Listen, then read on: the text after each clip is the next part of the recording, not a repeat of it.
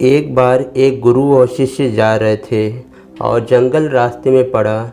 उन्होंने जंगल में एक गरीब आदमी के यहाँ रुकना चाहा और जब उन्होंने गरीब आदमी के यहाँ जाने लगे तो उस आदमी की वो भैंस एक को थी।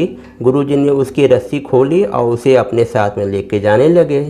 शिष्य ने रोका, कहा गुरुजी आप इसके भैंस को मत लेके जाइए, अगर आप भैंस को लेकर चले गए तो इसकी आजीविका कैसे चलेगी। लेकिन गुरु कुछ नहीं कहा और चलता चला गया। दोस्तों, आप सबको पितृपक्ष की आगमन की शुभकामनाएं। दोस्तों, आज मैं आपको कैसे गुरु की कृपा से सारे बिगड़े हुए काम कैसे बन जाते हैं, आज मैं आपको इस वीडियो में दिखाऊंगा। हमारी कहानी कुछ ऐसी शुरू होती है कि एक बार एक गुरु और शिष्य जो है ऐसे भ्रमण में निकले हुए थे। भ्रमण करते हुए जब कुछ दूर गए तो वहाँ पर जंगल पड़ गया और उसी समय जो है रात हो रही थी। तो शिष्य ने कहा गुरुजी ऐसा है कि रात हो रही है, हम लोग यहीं जंगल में कहीं पे किसी के यहाँ रुक जाते हैं, फिर अगले दिन अपनी यात्रा प्रारंभ करते हैं। गुरु ने कहा ठीक कह रहे हो, हम लोग आज जो है एक गरीब आदमी की कुटिया दिख रही है, हम लोग यहीं पर रहेंगे और उसके बाद अगले दिन सवेरे अपनी यात्रा पुनः फिर से आरंभ करेंगे। और उसके बाद जो है गुरु और शिष्य जाके उस आदमी के यहाँ रुकने की इच्छा प्रकट किए। वह आदमी स्वेच्छा से उनका स्वीकार कर लिया और कहा ठीक है आप हमारे यहाँ रुक जाइए। उसके बाद जब गुरुजी उस आदमी को देखते हैं कि वह आदमी बहुत ही ज़्यादा गरीब है और उसके पास में फटे पुराने कपड़े हैं, ना ठीक से उसका घर है, तब उसके बाद जो है गुरुजी उस आदमी से पूछते हैं क्यों भाई, आखिर तुम्हारी ऐसी हालत क्यों है, क्या तुम्हारे पास में खेत की आरी नहीं है। तब वह आदमी कहता है नहीं गुरुजी, मेरे पास में तो इतना खेत है कि मैं सुबह से लेकर रात तक चलूं तो मेरी थकान मुझे आ जाए, लेकिन मेरा खेत नहीं समाप्त होगा। तब गुरुजी कहते हैं आखिर में तुम क्यों नहीं खेती करते हो। तब वह कहता है मैं अपने पिता की एक भी बात नहीं मानता था, जो मेरे मन में आता था मैं वही काम करता था। मेरे पिताजी खेती करते थे और मैं अपने पिता को हमेशा डांटता रहता था कि क्यों आप खेती कर रहे हो, कोई ऐसा काम करो जो जल्दी से पैसा कमा सके।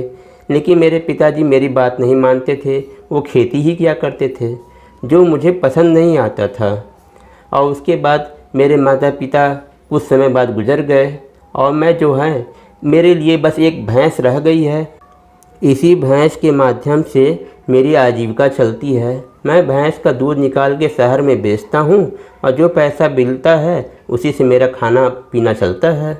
यह बात सुन के गुरुजी जो है थोड़े देर विचार किए और उसके बाद उन्होंने जो है बाकी घर के सब लोग सो गए। वह किसान भी सो गया और उनका शिष्य भी सो गया, लेकिन गुरुजी नहीं सोए। और जैसे ही सवेर हुआ गुरुजी उस किसान को बुला के कहते हैं कि तुमने कभी अपने पितरों को तर्पण किया है। उस पर वह किसान कहता है ये पितृ तर्पण होता क्या है, ये तो मुझे पता ही नहीं है, मैं पहली बार आपके मुंह से सुन रहा हूँ। उसके बाद गुरु कहते हैं ठीक है, मैं आज यहाँ से जाने वाला था लेकिन मैं नहीं जाऊँगा। तुम्हारे घर में जो भी कुछ सामान हो, आटा हो, अगरबत्ती हो, सब लेके नदी के किनारे चलो, मैं आज तुम्हारे पितरों का तर्पण करवाऊँगा तुमसे। और उसके बाद गुरु और उनके शिष्य और किसान तीनों नदी के किनारे गए और गुरुजी ने सविधि उनका तर्पण करवाया। और तर्पण करवाने के बाद जैसे ही वो तर्पण करके उठता है वह किसान को पहले से काफ़ी अच्छा महसूस होता है। इतने में ही गाय, कुत्ता और कौवा आके उसका जो भी प्रसाद चढ़ाया हुआ रहता है खा लेते हैं। उसके बाद गुरुजी ने उस किसान से कहते हैं तुम्हारा आधा काम हो गया है, अब आधा काम तुम्हारे हाथों में है और मैं यहाँ पे दिन भर रहूँगा और अगले सवेरे मैं यहाँ से चला जाऊँगा। किसान कहता है ठीक है, जैसी आपकी इच्छा।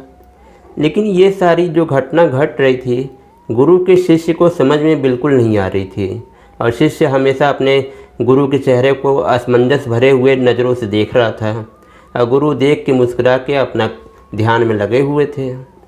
जब रात हुई तो गुरु अपने शिष्य को जगाते हैं और कहते हैं चलो अब हमारे यहाँ से चलने का समय हो गया है।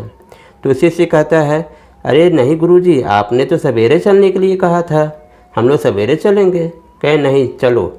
और जब गुरु जाने लगे तो उसकी भैंस की रस्सी खोल के उसकी भैंस उसके साथ अपने साथ में लेके जाने लगे। तो शिष्य कहा, अरे गुरुजी ये क्या कर रहे हैं, उसकी भैंस क्यों लेके जा रहे हैं, यही तो इसकी आजीविका का एक साधन है, और ये भी अगर आप लेके चले जाएंगे तब तो यह भूखा मर जाएगा।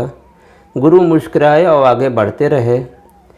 शिष्य को मन अंदर ही अंदर ये बात में कचोट रहा था, वह अपने आप को रोक नहीं पाया और फिर से कहा, क्षमा करें गुरुजी, लेकिन यह जो काम आप कर रहे हैं यह मुझे बिल्कुल अच्छा नहीं लग रहा है। अभी भी समय है, उस आदमी का ये भैंस वापस कर दीजिए। शिष्य की बात सुन के गुरुजी कहें, मैं अभी जो कर रहा हूँ मुझे करने दो, इसका जो है भविष्य में अच्छा फल मिलेगा, और उसके बाद बिना प्रश्न करे तुम मेरे साथ में चलते रहो। शिष्य चाह के भी कुछ नहीं कर पा रहा था, क्योंकि वह अपने गुरु का विद्रोह नहीं कर सकता था। और उसके बाद जो है, जब शिष्य की शिक्षा समाप्त हो गई और वह बाहर पैसा कमा के धनवान हो गया, तब 10 साल बीत गए थे और वह सोचा कि अब तो मैं अपने पैरों पे खड़ा हो चुका हूँ, ज़रा मैं उस किसान के बारे में देखूँ जिसकी भैंस मेरे गुरुजी ने रात में लेके चले गए थे, क्या आखिर में उस किसान का हाल हुआ होगा। उसके बाद जो है, वह शिष्य जैसे ही जाता है वह काफ़ी आश्चर्यचकित हो जाता है, क्योंकि जहाँ पे झोपड़ी थी वहाँ पे एक महल तैयार हो गया, और जहाँ पे वीराना पूरा खेत था वहाँ पे हरा भरा पूरा हरियाली छा गई। उसने जो है इतने में देखा कि जो किसान गरीब था, उसके पास कायदे को खाना नहीं था, कपड़े नहीं थे, वह एकदम सेठ हो गया। उसके बाद जो है, वह किसान जैसे ही उस शिष्य से मिलता है और कहता है, आप कौन हैं भाई।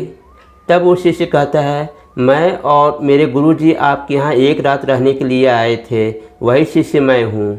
यह सुनते ही वह सेठ आदमी बहुत ज़्यादा खुश हुआ और खुशी के मारे उनके पैरों पर नीचे गिर पड़ा और कहा, धन्य हैं आप और आपके गुरु, उन्हीं आप ही दोनों की कृपा की वजह से मेरी ऐसी हालत हो गई। शिष्य काफ़ी आश्चर्य हो गया कि गुरुजी ने तो इसकी भैंस लेकर चले गए थे, कैसे इसकी ऐसी हालत हो गई। तब उस किसान ने कहा कि आपके गुरुजी ने मेरे पितरों का तर्पण करवाया था, पूजा पाठ करवाया। उसके बाद मेरे स्वप्न में मेरे पितर आए और कहें कि जिन खेतों पर मैं खेती करता था मैं फिर से खेती करूं, और वो बंजर ज़मीन नहीं है, बहुत ही ज़्यादा उपजाऊ है, और मैंने वैसे ही खेती किया, मुझे पहले से ज़्यादा अच्छी फसलें मिलने लगीं।